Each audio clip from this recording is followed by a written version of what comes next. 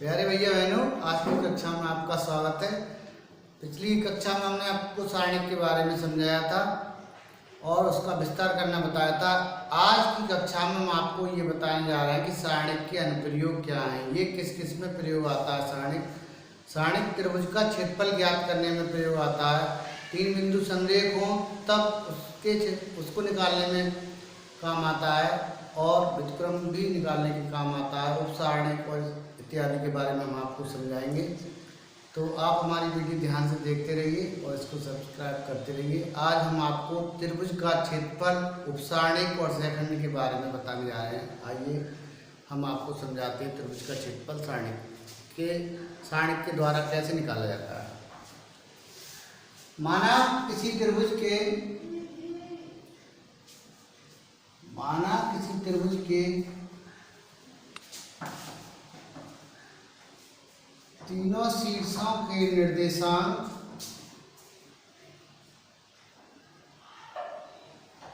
क्रमशः x1 y1 x2 y2 तथा x3 y3 है। ये निर्देशांक है किसी त्रिभुज के, तो हम जानते हैं कि त्रिभुज का क्षेत्रफल क्या होता है, 1/2 x1 y2 minus y3 plus x2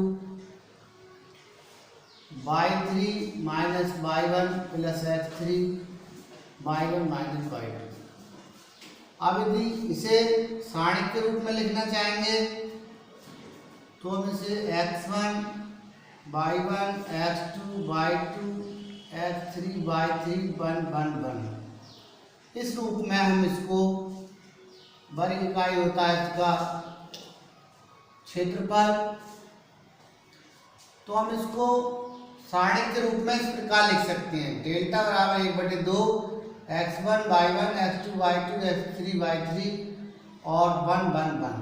अगर आप इसका प्रसार करेंगे तो ये आएगा, या इसको हम प्रसार करके देख भी सकते हैं। x1 के सापेक्ष को लेंगे y1 1 y3 1 माइनस x2 प्रथम स्तंभ के सापेक्ष खोल रहे हैं माइनस x2 इसमें प्रथम स्तंभ और द्वितीय पंक्ति में है, तो y1 1 y3 1 और प्लस x3 तीसरी पंक्ति पहले स्तंभ में y1 1 y2 1। इसका हम प्रसार करके भी देख सकते हैं, तो यही आ जाएगा। तब हम कह सकते हैं कि त्रिभुज का क्षेत्रफल ये हो सकता है 1/2 x1, तो ये हमारा y2 minus y3 x2 y1 minus y3 plus x3 y1 minus y2, या हम इसे ऐसे लिख सकते हैं x1 y2 minus y3 plus x2 minus common लेने के बाद y3 minus y1 plus x3 y1 minus y2। ये प्रसार करके भी इतना ही आ गया। अर्थात हम कह सकते हैं कि त्रिभुज का क्षेत्रफल सारणिक के रूप में हम x1 y1 x2 y2 x3 y3 1 1 1 इस रूप में हम लिख सकते हैं। ये हमारा सारणिक के रूप में त्रिभुज का क्षेत्रफल आ गया। अब यदि हमारे लिए तीन बिंदु ज्ञात हैं और उन्हें संरेख दिखाना है, तब त्रिभुज का क्षेत्रफल 0 होगा। और यदि कोई हमें उसमें मान निकालना है, t का मान निकालना है, k का मान निकालना है, या हमें तीनों बिंदुओं में जिसमें भी मान निकालने के लिए दिया गया होगा, तो यदि प्रश्न में कहता है तीनों बिंदु संरेख हैं तो त्रिभुज का क्षेत्रफल बराबर 0 लेके चलना है। और यदि कहता है कि सिद्ध कीजिए तीनों बिंदु संरेख हैं, तब त्रिभुज का क्षेत्रफल बराबर 0 लाना होता है। तो यदि तीन बिंदु x1 y1 x2 y2 तथा x3 y3 संरेख हैं संरेख होंगे यदि डेल्टा बराबर 0 अर्थात 1/2 x1 y1 1 x2 ये x1 y1 1 x2 y2 1 और x3 y3 1 बराबर 0। या आप इतना लिख सकते हैं 1/2 0 की तरफ चला जाएगा, गुणा हो जाएगा x1 y1 1 x2 y2 1 x3 y3 1 बराबर 0। इतना भी हम लिख सकते हैं। तीनों बिंदु यदि संरेख होंगे तब त्रिभुज का क्षेत्रफल हमारा 0 आना चाहिए। अब यदि दो बिंदुओं से होकर जाने वाली रेखा का समीकरण ज्ञात करना है, तब हम सारणिक से कैसे दो बिंदुओं से होकर जाने वाली रेखा का समीकरण ज्ञात करते हैं, इसके बारे में हम आपको बता रहे हैं। दो बिंदुओं से होकर जाने वाली रेखा का समीकरण, ये सारणिक के माध्यम से हम दो बिंदुओं से होकर जाने वाली रेखा का समीकरण भी ज्ञात कर सकते हैं। होकर जाने वाली रेखा का समीकरण,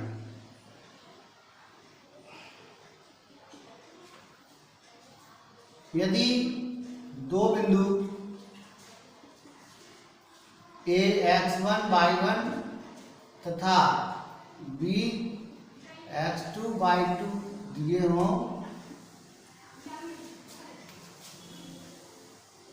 तब यदि कोई बिंदु P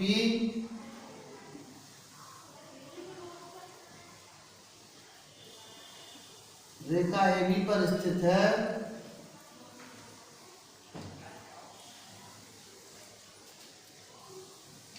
तब ये तीनों बिंदु संरेख होंगे।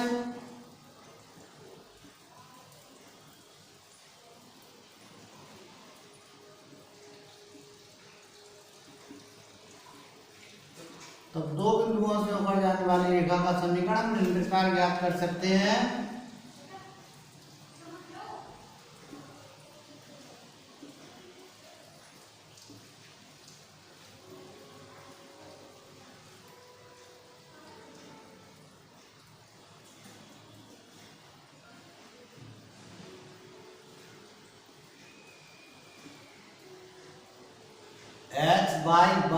x1 y1 1 x2 y2 1 बराबर 0।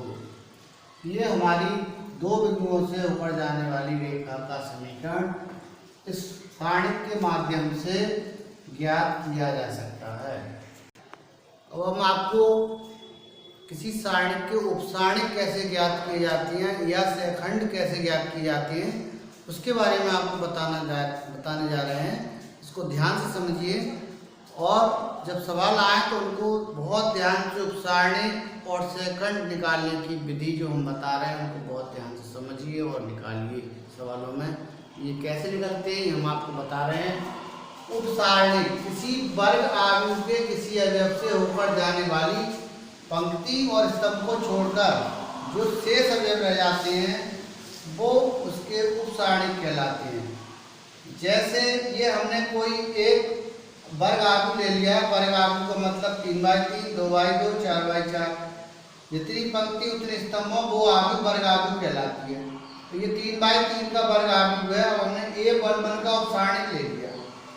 A11 आपकी इस पहली पंक्ति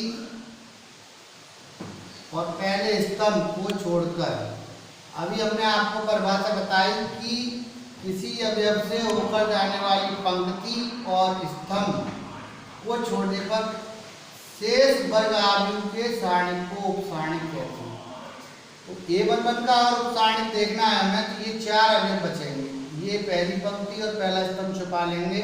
A22 A23 A32 A33 बचेगा A1 का उपसारणिक। अब हमें निकालना है किसी और अवयव का उपसारणिक, किसी का भी 9 में से किसी का भी उपसारणिक हम ज्ञात कर सकते हैं। अब हमने निकाला मान लो A23 का उपसारणिक। A23 ये है इस स्तंभ में और इस पंक्ति में। ये हम पेन से छुपा सकते हैं ऐसे करके, 2 पेन ले लीजिए और जो बचे 4 अवयव वो लिख दें A11, A12, A31, A32। तो हम 9 अवयव में से किसी का भी उपसारणिक ज्ञात कर सकते हैं। उपसारणिक में बाहर चिन्ह प्लस माइनस की जरूरत नहीं होती, सेकंड में होती है, वो हम आपको अभी समझा रहे हैं। तो ये आपके दोनों उपसारणिक आ गए। इसी तरह से 9 में से किसी का भी उपसारणिक आप ज्ञात कर सकते हैं। यहाँ सबके आगे चिन्ह प्लस ही रहेगा, इसमें नहीं बदलता है चिन्ह। अब आपको हम सहखंड या सहगुणनखंड के बारे में बता रहे हैं। कोफैक्टर बोलते हैं इन्हें अंग्रेजी में। किसी वर्ग आयु के ijवें अवयव का सहखंड ये कहलाता है। ये सूत्र है Cij बराबर -1 i + j Mij। Mij का मतलब जो हमने अभी उपसारणिक आपको बताए निकलेगा बिल्कुल वैसे ही, बस ये यहाँ पर इतना सूत्र बढ़ा दिया -1 की पावर i + j। अगर इनको जोड़कर संख्या विषम होती है तो माइनस आता है, और संख्या जोड़कर सम आती है तो प्लस आता है। A11 i और j को जोड़ेंगे तो सम आएगी संख्या, तो इसके आगे प्लस से नहीं रहेगा। और जैसे हमने अभी उपसारणिक बताया वैसे ही इसका सहखंड निकलता है। A11 पहली पंक्ति और पहला स्तंभ छुपा लीजिए, ये 4 अवयव बचेंगे आपके। A22, A23, A32, A33, बस चिन्ह का आएगा प्लस का आगे। A21 अब हमने A21 का निकाला। A21 दूसरी पंक्ति में पहले स्तंभ में। A12, A13, A32, A33 4 अवयव बचे। अब -1 की पावर i + j। i हमारी 2, j 1। i पंक्ति, j स्तंभ। पहला अवयव, पहला ये अंक जो पंक्ति को प्रदर्शित करता है, दूसरा स्तंभ को, तो ये 3 आ गए, तो इसके आगे माइनस लग जाएगा। तो ये ध्यान है, कहेंगे जोड़कर सम संख्या आएगी, -1 की पावर सम संख्या प्लस रहेगी, -1 की विषम संख्या माइनस रहेगी। आगे जो भी हमारा हल होके आएगा उसके आगे माइनस लग जाएगा। अगर ये विषम संख्या है तो, सम संख्या है तो इसके चिन्ह पर कोई उत्तर नहीं आएगा, प्लस ही रहेगा। सारणिक के द्वारा हम त्रिभुज का क्षेत्रफल कैसे ज्ञात करते हैं, अभी हमने आपका इसको सूत्र लिखवाया। अब उस सूत्र के ऊपर कुछ सवाल हम आपको करवा रहे हैं। सारणिक से कैसे त्रिभुज का क्षेत्रफल ज्ञात करते हैं हम आपको बता रहे हैं इस सवाल के माध्यम से। ये किसी त्रिभुज के शीर्षों के निर्देशांक दे रखे हैं। A1,0, B6,0, C4,3। इनको हमने x1, y1, x2, y2, x3, y3 लिख लिया। अभी हमने आपको सूत्र बताया डेल्टा बराबर 1/2 x1, y1 1, x2, y2 1, x3, y3 1। अब x1 1, y1 0, x2 6, y2 0, x3 4, y3 3 1 1 1। अब इसको हमने पहली पंक्ति के सापेक्ष खोला, एक के सापेक्ष खोला तो एक पहली पंक्ति पहले स्तंभ में है। अभी 4 अवयव बचे 0 1 3 1, माइनस दूसरा माइनस में खुलता है, दूसरा स्तंभ पहली पंक्ति 6 1 4 1, प्लस तीसरा प्लस में तीसरी पहली पंक्ति तीसरा स्तंभ 6 0 4 3। तो ये हो गया 0 × 1 -3 × 1, 0 के सापेक्ष 6 × 1 -4 × 1 + 1 6 × 3 और -4 × 0। ये 0 -3 6 -4 6 3 18 -4। अब ये आया हमारा -3 2 और 18, -3 0 और 18, 18 में 3 में 15। तो इस सवाल का आंसर आ गया, यानी किसी त्रिभुज का शीर्ष दिया हो तो उसके क्षेत्रफल ऐसे निकालते हैं सूत्र के द्वारा। और इस सवाल का यानी इस त्रिभुज का क्षेत्रफल आ गया हमारा 15/2 वर्ग इकाई का आंसर। अब सिद्ध करना है हमें किसी त्रिभुज के 3 बिंदु या कोई 3 बिंदु दे रखे हैं, A B + C, B C + A, C A + B संरेख। 3 बिंदु दिए हैं और दिखाना है तीनों बिंदु संरेख हैं। तो इनको हमने x1 y1 x2 y2 x3 y3 मान लिया और इस सूत्र में लगा दिया डेल्टा बराबर 1/2 x1 a y1 b plus C 1 और x2 b c plus a 1 और c a प्लस b 1। अब हम इसको प्रसार भी कर सकते हैं और सारणी के जो हमने गुण लिखवाए उन प्रगुण का भी प्रयोग कर सकते हैं। तो चाहे विस्तार कर लें तब भी 0 आएगा और प्रगुण का प्रयोग करें तब भी 0 आएगा। अगर हम C2 को रिप्लेस कर दें C1 प्लस C2 तो ये आ जाएगा हमारा A B C A plus B plus C A plus B plus C 1 1 1। A plus B plus C common ले लें C2 में से A plus B plus C common ले लें।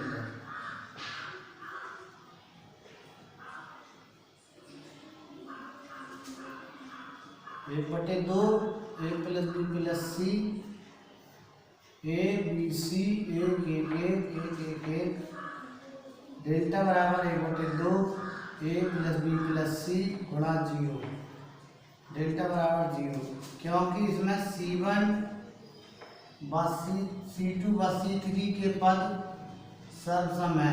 गुण लिखवाया था हमने, इसको हम इस विधि से भी हल कर सकते हैं और प्रसार करके भी। अर्थात तीनों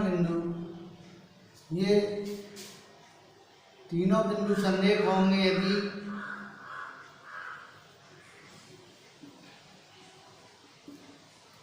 यदि डेल्टा बराबर 0 तो उसका क्षेत्रफल बराबर 0, अर्थात तीनों बिंदु संरेख हैं।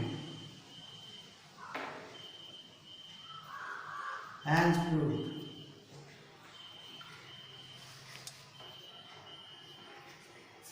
हमने बताया था कि किसी का मान निकालना हो तब और उसमें दिया होगा तीनों बिंदु संरेख हैं, तब मान निकालना हो तो तब उसका क्षेत्रफल बराबर 0 लेके चलते हैं, या क्षेत्रफल दिया हो तब त्रिभुज का क्षेत्रफल का सूत्र लगा के उसके बराबर रखते हैं उसका मान। इसमें दिया है k का मान ज्ञात कीजिए कि त्रिभुज का क्षेत्रफल 4 वर्ग इकाई है, तब k का मान ज्ञात करना है। तो हमने लिख लिए ये शीट्स k, 0 4, 0 0, 2 और त्रिभुज का क्षेत्रफल दिया है 4 वर्ग इकाई। सूत्र है हमारा 1/2 x1 y1 1 x2 y2 1 x3 y3 1 और ये दिया है हमारा 4। तो 1/2 x1 के इन पर लिख लें x1 y1 x2 y2 x3 y3 जी के 0 4 0 0 2 1 1 1 बराबर 4। यह आ जाएगा आपका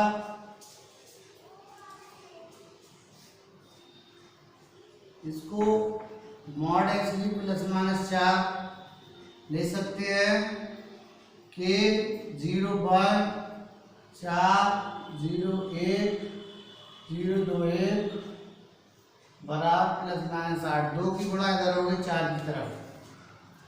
अब आप इसका प्रथम पंक्ति के सापेक्ष विस्तार कर सकते हैं कि 0 1 2 1 0 4 1 0 1 1 के सापेक्ष करेंगे 4 0 0 2 बराबर प्लस माइनस 8 0 2 4 0 8 -0 बराबर प्लस माइनस 8 -2 के -0 प्लस 8 इसके प्लस माइनस 8 -2 के प्लस 8 बराबर प्लस माइनस 8 प्लस चिन्ह लेने पर -2 के प्लस 8 बराबर 8 -2 के बराबर 8 -8 -2 के बराबर 0 के बराबर 0 माइनस चिन्ह लेने पर -2 के प्लस 8 इसका -8 -2 के बराबर -8 -16 माइनस से माइनस कर दिया 16/2 2/16 के बराबर 8 के दो मान आ गए 0 और 8 आंसर। अब दो बिंदुओं से होकर जाने वाली रेखा का समीकरण, हमने आपको बताया था कि यदि दो बिंदु दिए हैं और उस पर कोई बिंदु स्थित है तीसरा, तो वो संरेखीय होंगे। तब दो बिंदुओं से होकर जाने वाली रेखा का समीकरण ज्ञात करने के लिए जो तीनों बिंदु संरेखीय है वो वाला सूत्र हम लगाएंगे, तब दो बिंदुओं से होकर जाने वाली रेखा का समीकरण आ जाएगा। अब देखते हैं इसमें सारणी का प्रयोग करके 1, 2 और 3, 6 को मिलाने वाली रेखा का समीकरण ज्ञात कीजिए। माना कोई बिंदु P इन दो बिंदु जो दिए हैं इनको मिलाने वाली रेखा पर स्थित है, तब तीनों बिंदु संरेखीय होंगे। P, A और B संरेखीय होंगे, तब संरेखीय होंगे तो त्रिभुज का क्षेत्रफल 0 होगा, 1/2। अब x y ये तीसरा बिंदु, इसलिए x y, x1 y1, x2 y2, 1 1 1। अब हमने x y की जगह x y रहने दिया, तीसरा बिंदु x1 x y है और ये x1 y1 है 1 2, ये x2 y2 है 3 और 6। अब इनको हम हल करेंगे, 1/2 0 की तरफ चला जाएगा, अभी बचेगा x y1 1 2 1 3 6 1 इक्वल टू 0, 2 0 की तरफ चला गया। x के सापेक्ष खोला हमने तो आ गया 2 1 6 1, y के सापेक्ष दूसरा स्तंभ पहली पंक्ति 1 1 3 1, 1 के सापेक्ष खोला तो पहली पंक्ति तीसरा स्तंभ छुपा लेंगे, 1 2 3 6 बराबर 0, 2 - 6 1 - 3 6 - 6 बराबर 0, ये बच्चे हमारे 4, ये बच्चे 2 + 0, -4x + 2y बराबर 0, या 4x बराबर -2y बराबर 0, या 2 से भाग दे दें, 2 से भाग देने पर 2x - y बराबर 0।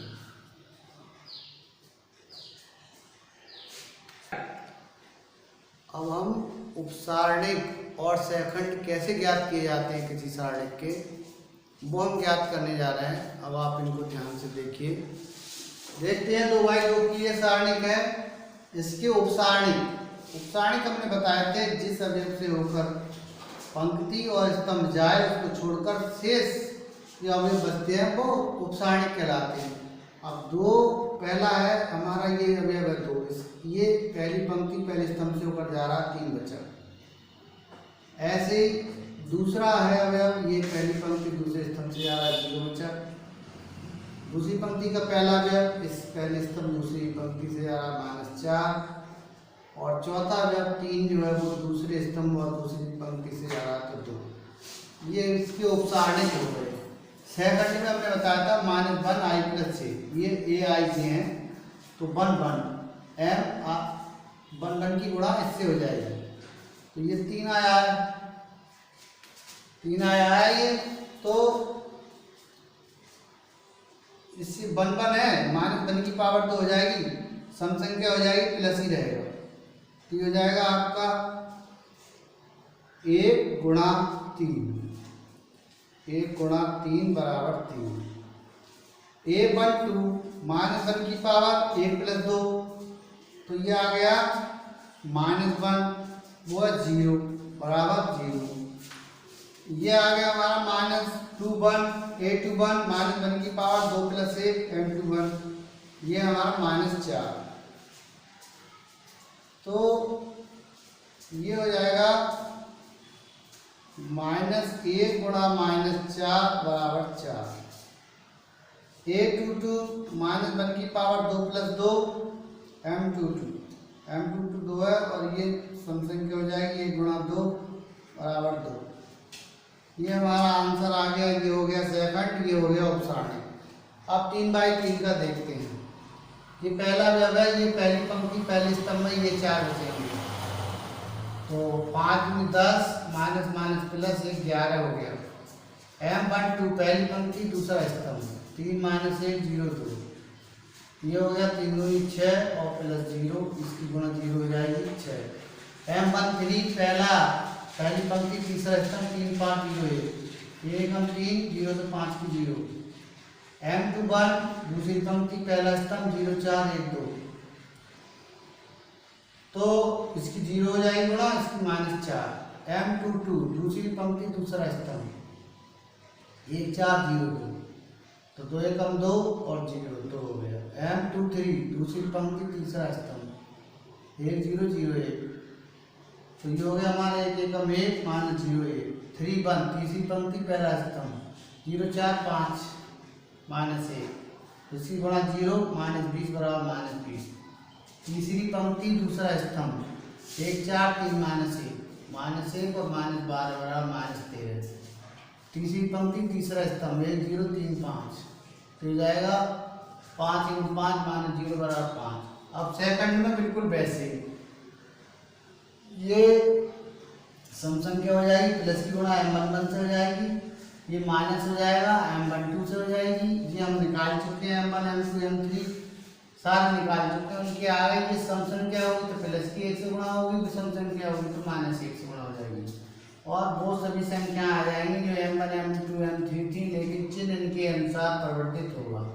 2 1 है तो माइनस हो जाएगा, 2 2 है तो प्लस हो जाएगा, 2 3 है तो माइनस हो जाएगा, 3 1 है तो 1 हो जाएगा प्लस का, 3 2 है तो, यानी जहाँ सम संख्या है 1 से गुणा, इन दोनों का योग विषम संख्या है -1 से गुणा। उसी संख्या में जो हमारे M11 M22 M33 आएंगे सब 9 अवयव आए, इनकी गुणा -1 -1 -1 से होती रहेगी। ये हमारे क्या है, उपसारणिक और ये क्या है, सहखंड कोफैक्टर। ये हमारा आंसर है। अब किसी विशेष पंक्ति या विशेष स्तंभ के अवयवों के सहखंड का प्रयोग करके अगर हमें उसका मान निकालना है तो कैसे निकालते हैं? दूसरी पंक्ति के अवयवों के सहखंडों का प्रयोग करके। इस जो सारणी दिया है इसका मान ज्ञात कीजिए। ये सारणी लिख लिया हमने 5 3 8 2 0 1 1 2 3। द्वितीय पंक्ति के सहखंड क्या होंगे? A21 दूसरी पंक्ति का पहला अवयव है 2, तो 2 दूसरी पंक्ति पहला स्तंभ छिपा लिया 3 8 2 3 -1 I + j और 3 8 2 3 बचा, 3 3 9 और 8 2 16।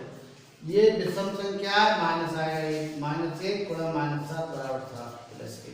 A22 0 जो है वो दूसरे स्तंभ में दूसरी पंक्ति 5 8 1 3 बचा, 5 8 1 3 5 3 15 8 1 8, ये सम संख्या हो गई प्लस का 1 हो गया, 15 में से 8 गए 7 1 गुणा 7 बराबर 7। 2 3 तीसरा अवयव ये है 1 तीसरे स्तंभ दूसरी पंक्ति में, तो 5 3 1 2 बचा, 5 10 3 1 3 10 में 3 में 7, ये विषम संख्या -1 गुणा 7 बराबर -7। इसका योगफल ज्ञात करने के लिए ये सूत्र डेल्टा A21, क्योंकि हमारी इसी से तो गुणा होगी 2 से जो सेकंड निकाला उसका 0 की दूसरा सेकंड से और 1 की तीसरी सेकंड से गुणा करके जोड़ना है हमें। 2 गुणा 7 + 0 गुणा 7 गुणा प्लस 1 गुणा -7, 7 × 14 0 के 7 से 0 -7 की 1 से -7, 14 में 7 के 7। ये हमारा द्वितीय पंक्ति के अवयव के सेकंडों का प्रयोग करके सारणी का योग है। प्यारे भैया बहनों, आज हमने त्रिभुज का क्षेत्रफल सारणी के द्वारा कैसे निकाला जाता है वो बताया। उपसारणी और सहखंड के बारे में हमने आपको बताया और 3 बिंदु संरेखों उनके बारे में बताया, उनसे संबंधित हमने प्रश्न कराए और उन्हीं से संबंधित हमने आपको कुछ गृह कार्य दिया है। प्यारे भैया बहनों, हमारे चैनल को सब्सक्राइब भी कीजिए और देखिए ध्यान से, ये गृह कार्य ध्यान से देखकर हमारे ग्रुप पे जरूर डालिएगा। आज की कक्षा में बस इतना ही, कल फिर आपको सारणी की कक्षा में ही आगे मिलते हैं, तब तक के लिए।